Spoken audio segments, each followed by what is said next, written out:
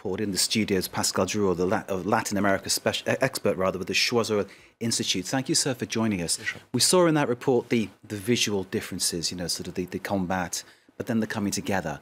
And clearly, President Santos got the Nobel Peace Prize because of this deal, which clearly was a very positive thing. And then it was kind of embarrassing when the country in a referendum voted against it. So can I put the question to you, sir, as a man in the know? Is this going to work? Well, we hope so. I think it will work. As we could see today, it is a special moment in the process of peace in Colombia. The disarmament and the beginning of the disarmament is a huge moment, even if the guerrilla FARC is only composed by 7,000 people. 7,000 people for a country as Colombia is, you could imagine, for the integration in the civil society, that 200 companies could recruit 35 people. I mean, it is very accessible. It is easy for Colombia to integrate these people. You mentioned that. I mean, that's presuming the jobs are there to be given. It will be, of course, one part of the process. We are talking about a process of integration in civil society. And so we have to do it with a graduate moment. Today it is time to disarmament. Tomorrow it will be into 5-6 months.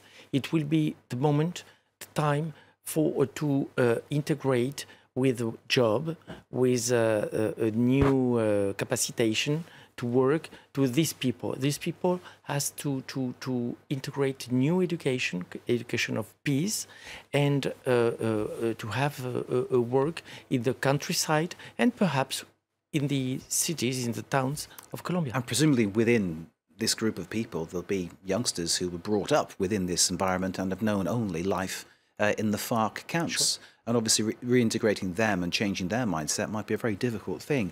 Can I just ask about the way the FARC is divided? Because clearly the people who've been negotiating may not represent everybody in the FARC fold. Well, in fact, I think that the FARC are a very organized organization. So you think they all will follow along? Yes. Okay. That's a huge difference, and the biggest difference with the other guerrilla in Colombia, the ELN, and negotiation are beginning now since a few days in Ecuador, but FARC are as an army, and they are very organized. And I think that the leaders of the FARC are representing, in fact. Now, this revolutionary army, the FARC, also produced a lot of cocaine and created a world industry. And that's worth a lot of money. I mean, I find it hard to believe that someone's just going to go, okay, we're all legit now, that's all over, forget it. That's going to carry on. Someone's going to get that, aren't they? Of course, but you are absolutely right. But this process of peace began 5 years ago. And this question of the cocaine, of the money, of justice, were the huge points of the negotiation. But times have changed. I mean, in other countries, in Latin America, as El Salvador, in Africa, South Africa, and other countries in Asia, process of peace succeed. And so in Colombia, it could succeed, it will succeed. You are optimistic. That is written all over your face. Pascal, we need to end it there. Thank you, sir. Pascal Drouhaud of the Sur Institute, expert, as we heard, that on Latin America, particularly on the situation regarding the FARC, Colombia and the future. Sir, I hope we'll speak